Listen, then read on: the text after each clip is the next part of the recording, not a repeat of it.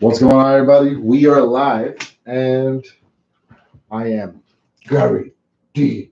Luffy, and this is Jesus. And we are two of the brothers of D. And Fate's Hand's not with us today, but we are here to talk about how awesome of an arc Wano has been. We're just here to talk about Wano. Act 1 just finished. I don't know if we're going to consider this an arc or like its own story arc yet, but I think so, right? Especially since one of the things I thought was really cool is that they separated it with the ha thing. Did you hear about that or no? Yes, the hot thing. But before we get to that, I just want to remind you guys, if you like this, feel free to follow us on Instagram on Brothers of D. That lets you know exactly when we're going online, what time we're going to do it. We're going to give you all those cool little, notifications that, if you guys want to see us again. But yeah, the ha theme. Yeah. I think that's pretty. Honestly, I think that's gonna be epic. So for those of you who don't know yet, essentially, I guess Oda named this last chapter that just came out the ha, and the reference is that in Japanese literature or Japanese, I think this is what it is. Essentially, there's a certain act structure, and it seems that Wano is going to be following this act structure. I think it's 5 acts.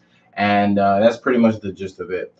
And we never seen this in One Piece before. Nothing has been separated like this. And I just I thought it was really cool because you think about the Whole Cake Island arc. It was very much like a musical. Yeah, it was definitely a musical number, and it's allowing the anime to adapt that in a really cool way. Mm-hmm. And now with this, I think it's gonna be super cool. Just remember at the beginning of the arc, they opened with with little guitars ding. It's just gonna be sick. They're definitely playing it out to be like a traditional Japanese play, I guess I would say. As Act 1 is over.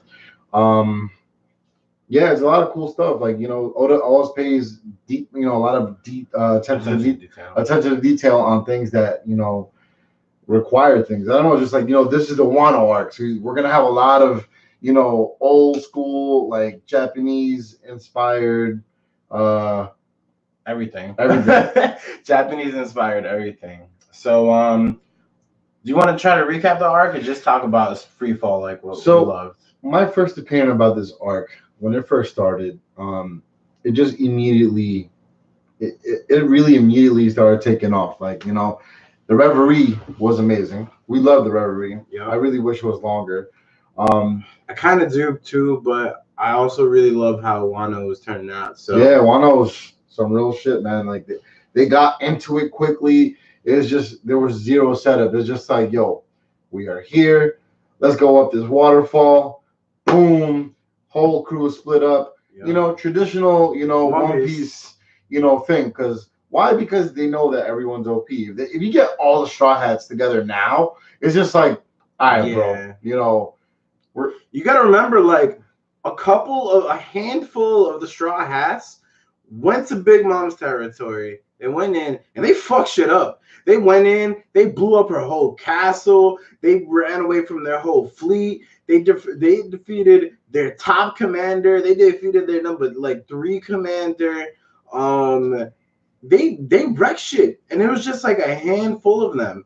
And now they in Wano, and they still separated. They haven't even gotten together. It's been a couple years now since we've actually seen them on the same pages. It's crazy. They did it with the skin of their teeth. The best part about all these arcs is they literally almost beat these people by the skin of their teeth, and every time after every arc, the way it's written, it's oh yeah, they just came in there and decimated everything. Yeah. And it's not even like that. These guys struggled and struggled and struggled, and that's exactly what we're gonna see, in the next coming chapters. There is the possibility that we may go back to Reverie, but I doubt it. I think we're gonna have a small segment with maybe Marco. I think we might go to Reverie because I think it's gonna be kind of sometimes you read books or kind of even Game of Thrones where you hone in on different people's stories and stuff like that.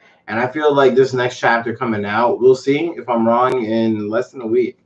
But I think it's gonna cut back to Reverie, and I think it's like it's such a bittersweet thing because it's just like I want to see Luffy in jail. I want to see what's gonna happen. Like this is gonna be fucking crazy, and I don't know how long now we have to wait to see how that even gets resolved at all.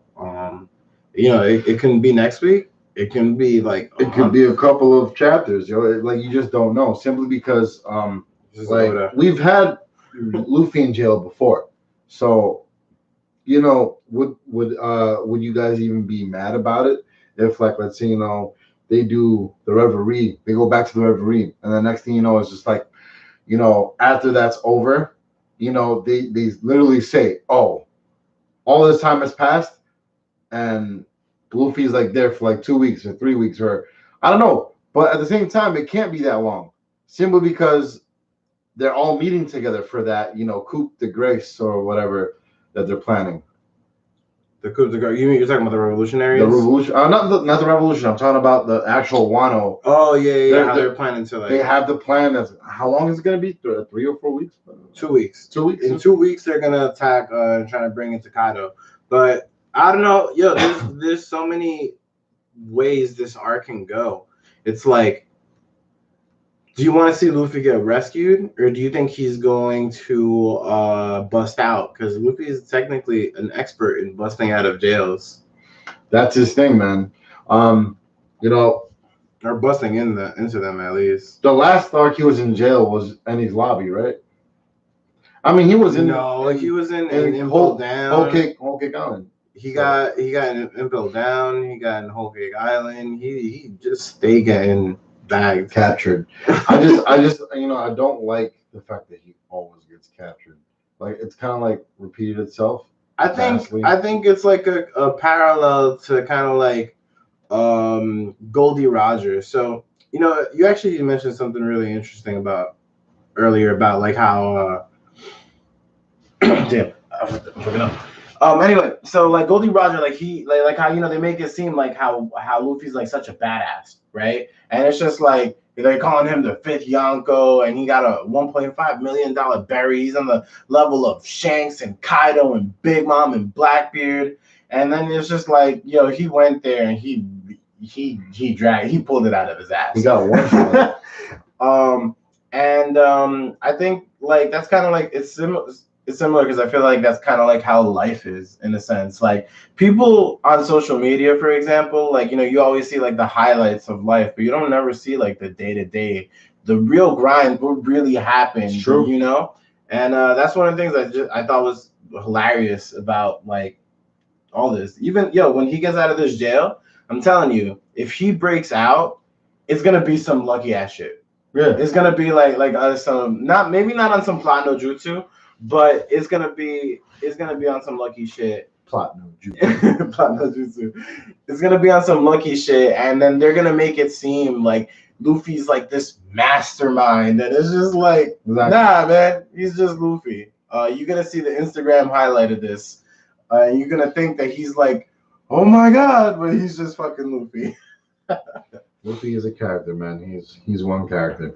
A lot of people are in the rumor mill right now about whether or not Zoro and Luffy are gonna have like some certain kind of fight. I feel like they are, because I'm getting like little subtle hints about it.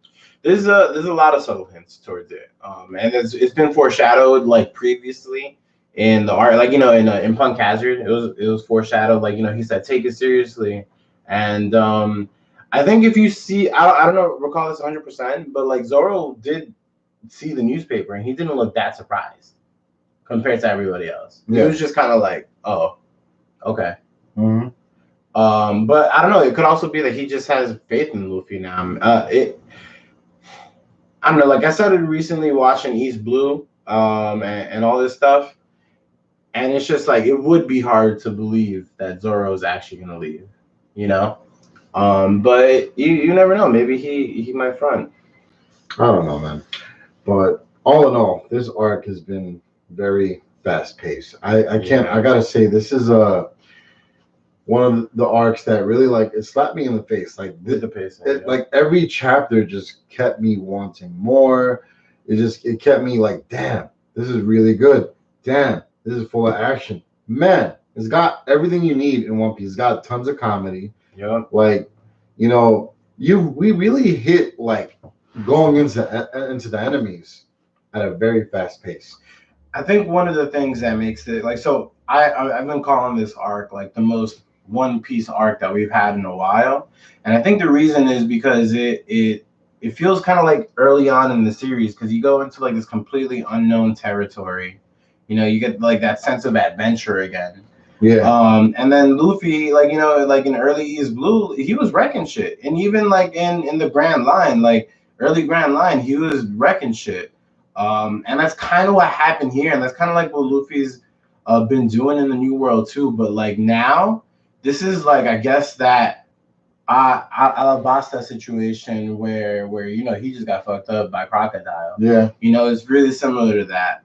And it's I don't know where it's gonna go. I wonder what the fuck Luffy's gonna do. I loved how in the like this last chapter with Kaido, that line that Kaido said was so sick. He's just like, I don't know if it's like his like false bravado or his unyielding fighting spirit or something like that. Yeah. And yo, that was a powerful ass line to me. Like when I read that, I was just like, yo, this is Kaido's not a dumbass. Yo, he's not. Kaido knows that there's people out there and they got that will. I'll call it the will of fire. We call it the will of D. But it's The something will of obviously in that universe that exists. And you know, Kaido obviously knows about it. He definitely knows about it. I think the coolest part is obviously towards the end of the arc, the first part of the arc, when Luffy finally gets you know, in jail, we meet Kid. Mhm. And Kid is like, we haven't seen Kid in forever. Yeah. You know, I thought that Kid would never become like, you know, an ally because it would go completely against his character and all that. But you know, after seeing what happened with Capone, You're going back on Capone when he was first introduced, I wasn't even crazy about him too. And then he dude just shot someone in the head like it was nobody's business. Who was it? Picums or something? Well, he shot Pecans earlier in the Whole Cake Island arc. Yeah. He shot him in the Capone shot him in the head. And not in the head. Ended up not being in the head, but we thought it was the head. Where he shot him and then he pushed him into the ocean, and then one of the fishermen saved him. Yeah. But where did he shoot him then it wasn't in the head? I guess like in the shoulder or something like that. Oh. Yeah. Well, it looked like a headshot to me.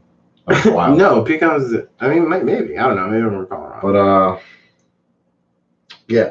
So long story short, with this is you know, towards the end of I'm watching, you know, we're both watching the current Whole Cake Island arc, and it's really good in the anime. I'm really a fan of it. It's way better than Dressrosa in terms of pacing, and it really captures you. I love Katakuri.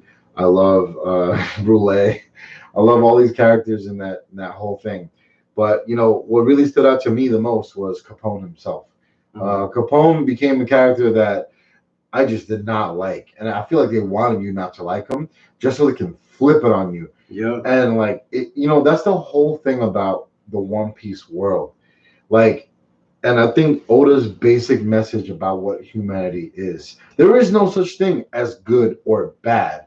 There is a lot of gray, and there's a lot of things that happen in that gray area. You know. Yeah.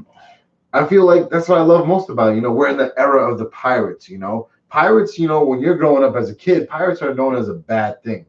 But next thing you know, you see Capone and you love this guy. Yeah.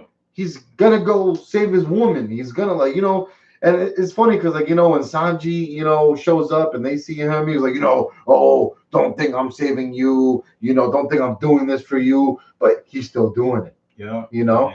And I feel like that's what we're gonna get with Kid. Kid is gonna like, you know, introduce like a character that, you know, is known to brutalize civilians. You know, This is a guy that doesn't give a shit. Period. Yeah. But I'll give him the fact that he is a badass. He's not scared. Like, this guy is in jail. He's the only one fighting out of all the supernovas, so he is like Luffy in that sense. That he ain't gonna unyielding fighting spirit. And that's where I feel like it happens in a lot of shonen anime. There's someone that's like, I would say on the bad side of things that ends up becoming more of a good person because they witness the main character, who happens to be Luffy. Luffy's got that unyielding fighting spirit, and Kid is gonna see that, but in another perspective, and then he's gonna be like, man, I guess I'm seeing things wrong. That's my prediction, though. We can't go that far ahead. I don't think Kid is gonna like reconcile. I think he's gonna continue to not give a. I mean, I really don't know what's gonna happen. You may be right, because like look what happened to Capone. Like Capone did change up on us. I think and even Law, it's just Luffy. He just rubs off on everyone. Yeah, but Law was a sympathetic character from the get-go because of the whole thing with what was his name? And he wasn't sympathetic from the get because we didn't find out about the sickness until later. Yeah, and we didn't find out about all of that. But one of the things that was great while watching, I guess, the first part of the New World was seeing the Straw Hats pretty much just get into these super silly moments with Law. It's supposed to be this, oh my god, we're serious pirates, we're only allies for now, and then Luffy is just like, oh, that means we're friends. Yeah, exactly. And then that's gonna happen with Kid. Kid is gonna be over here. Don't call me your fucking friend. Don't call me your friend.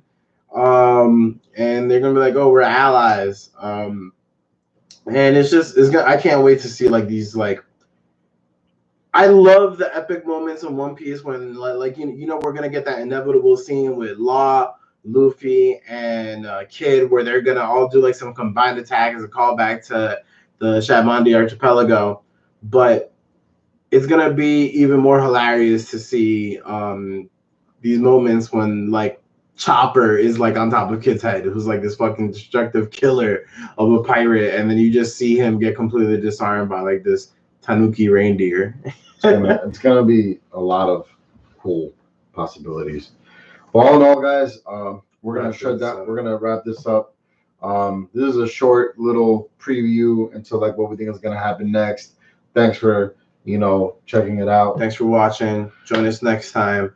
Follow us on Instagram. If we have Facebook and stuff like that, do it too. Not yet, but yeah, we're gonna get on that. Follow, subscribe, comment, do everything. Give us your social security number, credit card numbers, and